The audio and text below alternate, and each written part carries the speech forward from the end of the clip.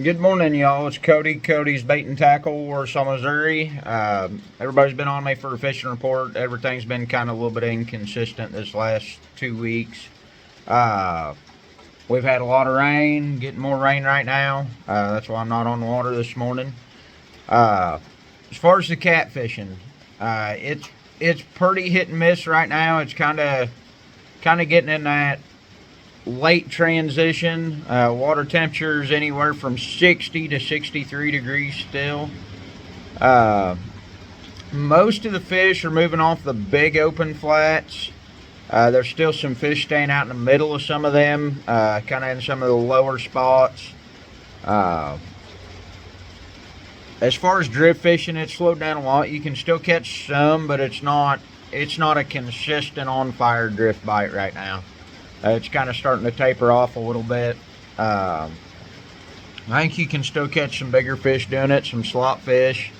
Uh, as far as rod and reel, this week I anchor fished all week long. Caught 20 to 40 fish every day. There was a few days wasn't on fire, but yesterday I had Chad Short help me out on a big group. I think between the two boats we cleaned 50, almost 60 fish. It wasn't too bad. So that was pretty good. Shad are pretty easy to catch. Most of your shallow pockets and coves or rocky banks all have shad on them, right on the bank, almost like they're spawning, like they get during the springtime. Up there eating all that fresh algae and stuff that's growing right now along the bank lines. A lot of big shad out scattered deep too. I've been seeing shad absolutely all over in big schools. As far as crappie on the main lake, it's been pretty hit and miss for a lot of the guys. They've been struggling. Some of them been going out and catching limits pretty easy. A lot of the crappie I'm still seeing are in that 20 to 30 foot range, 20 or 30 foot deep. Some of them in 20 to 40 foot of water. Along the bluffs, along the creek channels is where I'm seeing most of them at.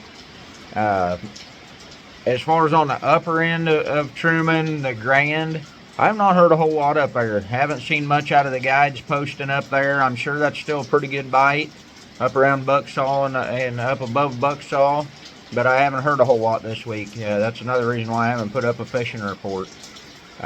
Pretty well most of the guides have been quiet since the rain, so I haven't been able to get too much info out of them. As far as Jig Colors, I'm going to say with the lake dingying up like it has, there's still a little bit of clearer water up there, but not a lot. I would say your darker colors, black and chartreuse, purple and chartreuse, brown and orange, stuff like that. Some of the normal more winter colors. I'm sure minnows will still work too. As far as white bass and hybrids on the banks, last week there was quite a few on the bank still. This week it's been pretty spotty. I had one day I only had one client. We went and caught a limit of catfish real quick. I think we had his catfish by 9 o'clock. We spent the rest of the day looking for some bigger hybrids. Never found them. We caught some little bitty hybrids, and I'm talking little, and some little bitty white bass, and I think I ended up cleaning maybe a dozen bigger white bass. It wasn't nothing crazy. We caught a lot of fish, just not no size to them. And we didn't look around a lot. We just kind of stayed on the north side of the lake. Probably if we'd have worked down, the south side of the dam on Truman, we might have found some more numbers than what we did, but we didn't. We stayed up on Big Tebow and Little Tebow and the lower Grand up in there. But there was fish to be caught. I mean, if somebody wanted to work at it, and we was out there in the middle of the day too. Morning or evening might have been quite a bit better than what it was when we was there. Largemouth, I have not heard a whole lot. It should be on the shallow chasing the bait. I did catch one on a rattle trap while we was trying to catch some white bass. Caught probably a 4-pounder on a rattle trap off one of the islands there on Little Tebow. Did catch some white bass, bigger white bass on the rattle trap. Most of the smaller white bass and little hybrids was on rooster tails. We didn't change up baits a whole lot. Usually if they're there, they're going to hit whatever you throw at them. I did miss a lot of the little bitty white bass and had them come off of the rattle trap. They wasn't but about that big. So that's really about all I've got for you guys. That anchor bite, it's just going to keep getting better and better on the catfish. Drift bite's going to start slowing down more and more and more. So hopefully we end up getting some colder weather. Right now, I think the biggest problem, you'll set up on, you know, just a pile of fish and you'll catch 2 or 3 out of it and have to move. I think the biggest issue with that is the water temperature quit dropping. These fish are full. They're not having to feed up for winter right now. The water temperature is just completely stalled out.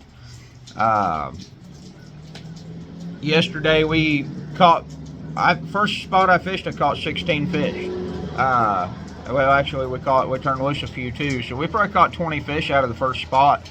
And then after that, it just got slower and slower and slower all day. The last spot we fished, we missed one really good fish. I think we caught one little bitty dink there, and that was it. I mean, it was just slow, and there was quite a few fish there. So, and some days this week, I think the bites got better later in the day, and then yesterday it was better early. Just depends. You got to be there, see what they're going to do. There's so much bait, they don't have to go look for food. There's every cove has shad in it. Every old river channel has shad in it. I've caught fish from 20 foot of water this week down to 60 foot of water. They're kind of scattered all over. One day they might be right on your channel ledges and be easy to catch. The next day they might be up just off of them and harder to catch. Or they might be down in the channel and won't bite at all. That was kind of the case yesterday. A lot of fish was right down in the channel and did not want to bite. You'd set up and catch 2 or 3 real quick, and then that was all you was going to catch. I mean, not even get another bite. Them ones down in the channel like that was the better eaters than the slot fish. We didn't have any big fish yesterday or the day before. I had a good over Wednesday. Can't remember Tuesday, but I caught several big fish this week too. All rod and reel, no jugs. I know a lot of guys are wanting to run jugs right now. Even some of the guides are out there running jugs. They should be really easy to catch on jugs. You get out in the middle of the lake, find some of them fish you can't anchor up on, throw jugs out on them, see what happens. Set them stationary, don't drift them. And I would say you'd catch some fish. I haven't done that in a couple of years. Used to like to do it just to see what you caught, more so than anything, but some of them spots that you can't really anchor up on. I did get a couple questions this week about double anchoring, more so here in the shop. People ask me. I don't double anchor. I do have good anchors for my boat.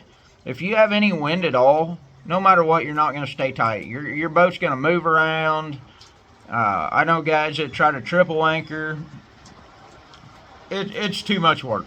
You triple anchor, 2 off the back, 1 off the front. You're still going to have boat movement on the front. For just, if you got a super aggressive bite where them fish are just going to absolutely bury it, it does work. Not good. You're still going to miss a ton of fish. If you got a light bite, like some of the fish this week, you're never going to see them if you can't keep them lines snug. So, that would work better in shallower water. Deeper water, like I'm fishing, most of this week I was in 30 to 40 foot of water. It's not going to work. You're going to just move around constantly. Spot lock on a trolling motor. You know, if you fish Truman hardly any at all, you know that wind swirls. You might be in a corner out of the wind pretty much, and you're going to have a wind hitting you in the face, and the next thing you know, it's hitting you in the back.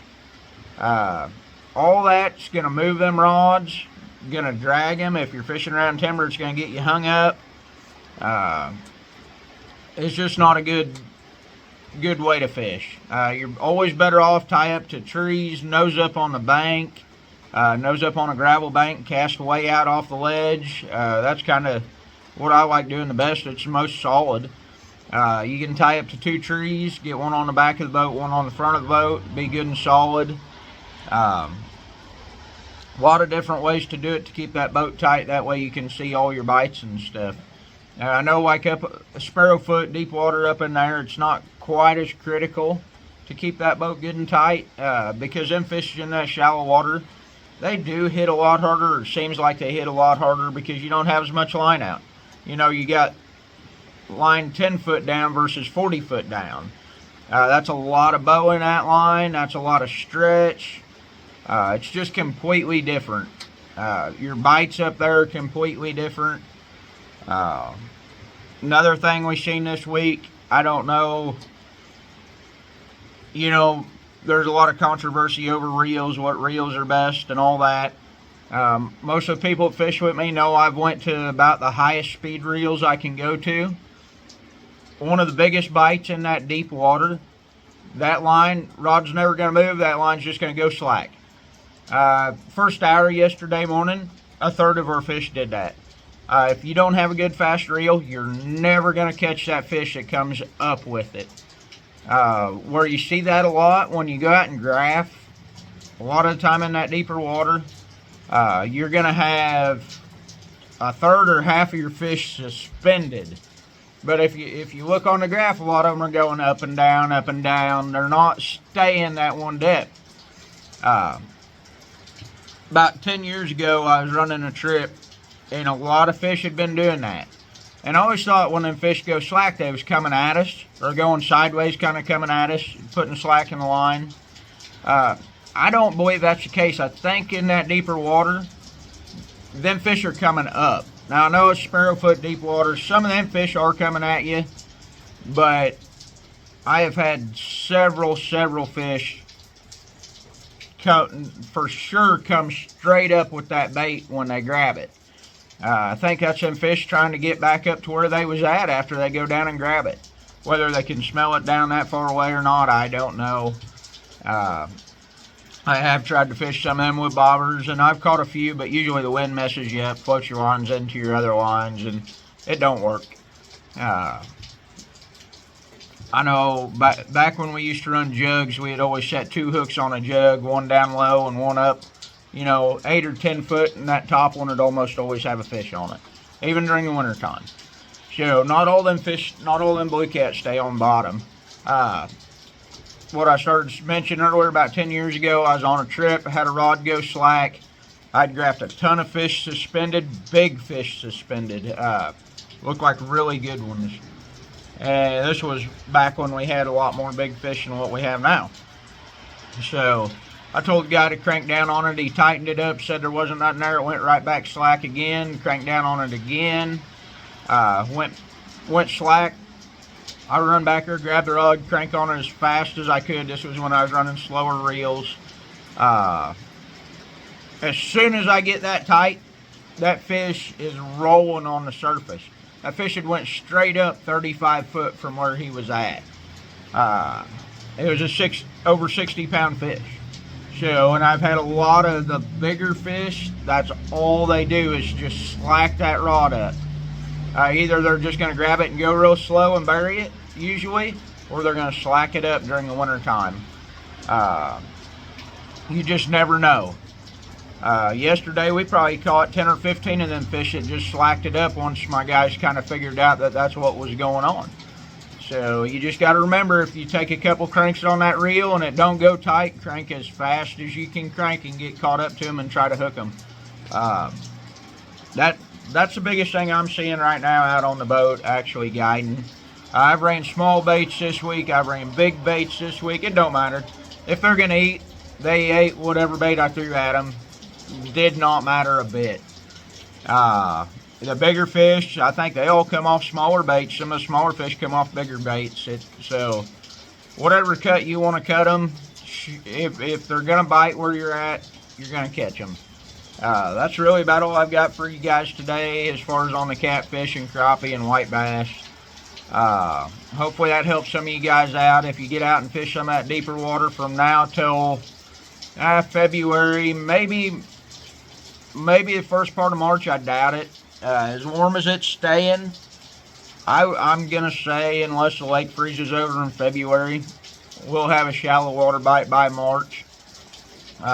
Probably all over the place. Who knows this far ahead though? So we'll see. That shallow water bite, that's one of the funnest bites there is to fish. Catch a lot of slots, a lot of big fish when they move up shallow like that. So that's really about all I've got. I appreciate it, y'all. If you do get any more questions, just ask them on some of my Facebook posts, and then I try to mention them in my video. Hopefully that helps you all out. I appreciate it. Cody's Bait and Tackle, Warsaw, Missouri.